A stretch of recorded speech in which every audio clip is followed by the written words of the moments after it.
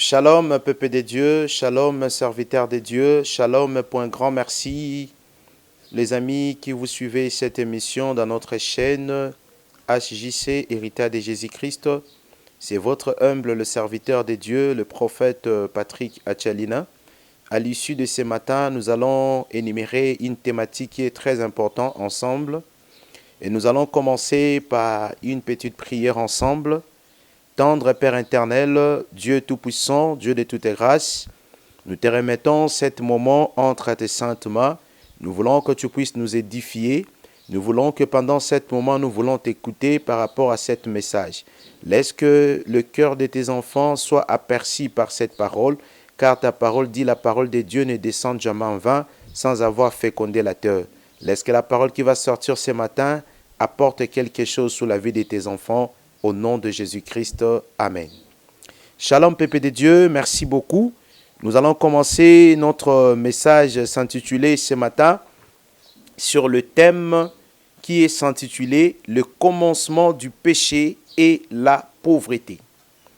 Nous allons énumérer un verset qui est très capital, certainement ce matin. Nous ouvrons la Bible dans le livre des Proverbes, chapitre 14, le verset 23. La Bible dit « Tous travaux procurent l'abondance. Les paroles en l'air amènent la distante. » Le thématique de notre verset ce matin que nous avons lu par rapport à la pauvreté. Le thème s'intitulait ce matin qui est le commencement du péché et la pauvreté. Dans notre thème, il y a au moins 3 phrases, 3 mots qui sont intitulés à l'intérieur. Le premier mot, c'est le commencement. Deuxième mot, c'est le péché. Troisième, c'est la pauvreté. Nous allons commencer à décortiquer, à définir c'est quoi le mot commencement. Lorsqu'on parle du mot commencement, cela signifie le début. Lorsqu'on parle du mot péché, le péché signifie quoi? C'est commettre une erreur, manquer le but, la désobéissance à la voix de Dieu ou la violation à la loi de Dieu. Il y a le mot pauvreté. Pauvreté, c'est quoi? C'est vivre dans l'indigence, manquer quelque chose ou vivre dans un état d'esprit qui ne grandisse point. Nous allons énumérer des versets. C'est dans 2 Corinthiens chapitre 8, verset 9. La Bible dit « Nous connaissons la grâce de notre Seigneur Jésus-Christ, à qui il s'est fait pauvre pour que toi et moi, nous devenons riches. » Ça, c'est le verset que le Seigneur nous a parlé. Le Seigneur n'a pas permis que les gens soient pauvres. Mais le Seigneur, il s'est fait pauvre pour que toi et moi, nous devenons riches. Pourquoi la pauvreté te suspendra?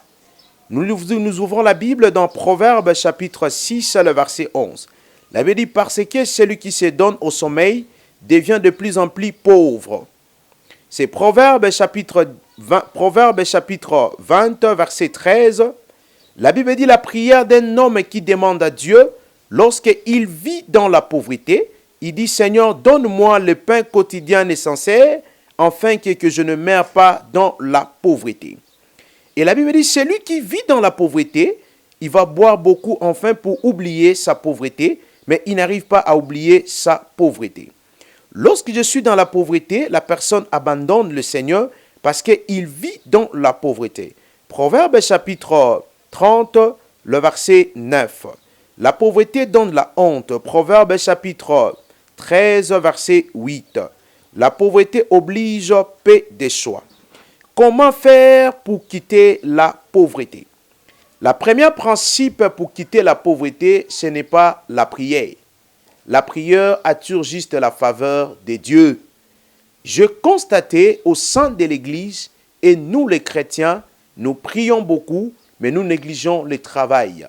Or, car la Bible dit, dans Ecclésiaste chapitre 3, verset 3, il y a un temps pour tout et il y a un temps pour toutes choses. Chaque chose a son temps. Tu peux prier 200 jours, tu peux prier 400 jours.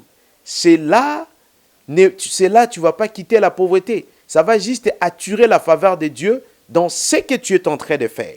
La première chose pour quitter la pauvreté, c'est d'abord le travail. On quitte la pauvreté par le travail. Parce qu'on ne brise pas les démons de la pauvreté, mais on les brise par les travails. C'est pourquoi la Bible dit dans le livre des Proverbes 14, verset 23, « Tous travaux procurent l'abondance.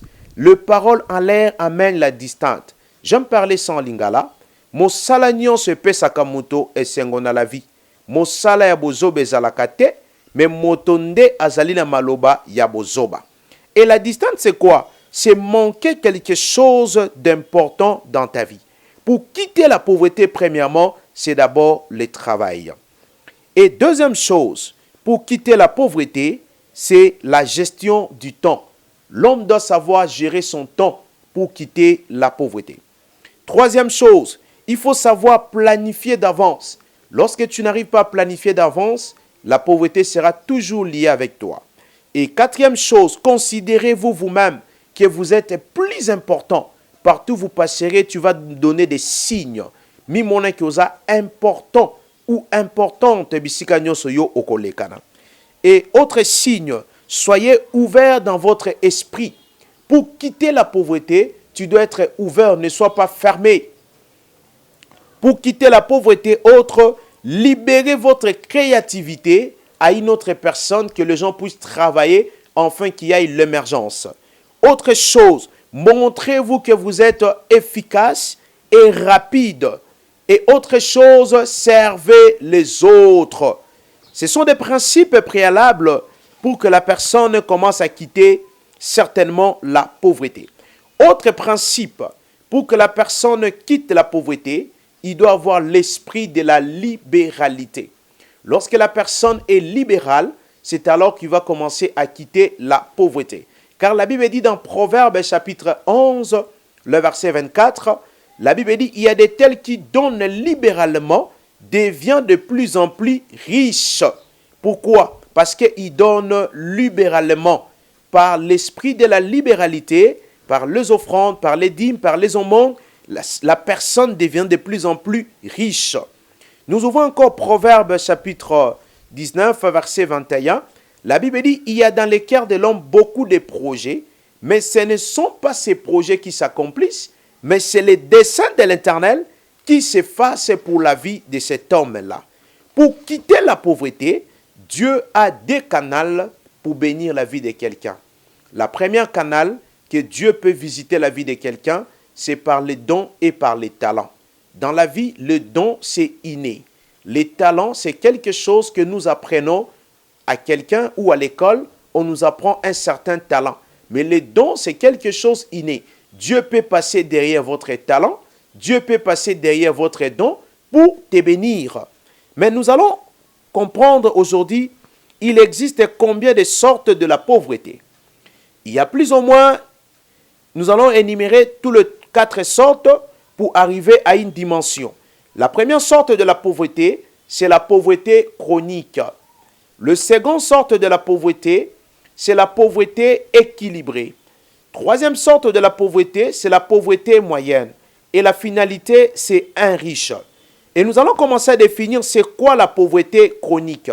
La pauvreté chronique est égale à quoi? Le dépense est supérieur au revenu. Lorsque la personne vit dans la pauvreté chronique, vous allez constater les dépenses est supérieures au revenu. Lorsque la personne vit dans la pauvreté équilibrée, dans la pauvreté équilibrée est égale les dépenses égale plus revenu. Dans la pauvreté équilibrée, vous allez voir la personne vit que dans les dépenses et les revenus est équilibré. Et quatrième sorte de la pauvreté, c'est la pauvreté moyenne. Dans la pauvreté moyenne, est égal les dépenses plus l'épargne. Quelqu'un qui vit sous la pauvreté moyenne, il a que les dépenses et l'épargne. Et quatrième chose, c'est un riche. Tout le monde ne sont pas faits à devenir riche. Tout le monde peut avoir des moyens, pas à devenir riche. Et la richesse, c'est quoi? C'est les revenus égale plus épargne et le développement de l'environnement et de la société. C'est ça la différence entre un riche et une autre personne. Notre message qui était s'intitulé ce matin, c'était le commencement du péché et la pauvreté. Je voulais énumérer 7 messages pour réveiller les peuples de Dieu qui puissent travailler, qui ne se donnent pas seulement dans la prière. La prière n'est pas si mauvaise, la prière est bon. La prière attire la faveur de Dieu, mais il faut aussi ajouter le travail afin de vivre l'émergence. Nous allons prier pour tout le peuple qui nous ont écoutés par rapport à ce message de ce matin. Tendre Père éternel, Dieu Tout-Puissant. À la croix, la Bible dit dans le livre de 1 Corinthiens chapitre 8 verset 9, tu t'es fait pauvre pour que toi et moi nous devenions riches. Seigneur, toi tu n'as pas fait que nous soyons pauvres. Tu n'as pas voulu que nous puissions mourir pauvres, mais tu t'es fait pauvre pour que nous devenions riches. Bénis tout le peuple de Dieu, bénis le travail de chacun, de chacune, les gens qui sont de loin, de près, que tu bénisses leur travail. Enfin, que le fruit de leur travail, qu'il soit béni. Comme la Bible dit dans Ésaïe 3, le verset 10, dites que le juste prospère, car ils jeûneront le fruit de leur travail. Seigneur, tu bénis le fruit du travail. Bénis le fruit du travail de chacun et de chacune au nom de Jésus-Christ. Amen. Avant de terminer cette émission, j'aimerais également saluer ma grande sœur Régine qui est en Europe, Papa Jacques. Et je salue encore Madame Sylvie, Inguna, que Dieu le bénisse. Et je salue ma fiancée Bénédicte, que Dieu le bénisse abondamment. Que Dieu bénisse tous les hommes de Dieu qui suivent cette émission. Que Dieu bénisse notre papa caméraman, Papa Joe Bassadissa, pour un bon travail qu'il est en train de faire. Que le Seigneur soutienne encore sa famille. Merci beaucoup. Soutenez cette émission. Enfin, que Dieu vous bénisse. Soyez pleinement bénis au nom de Jésus. Amen.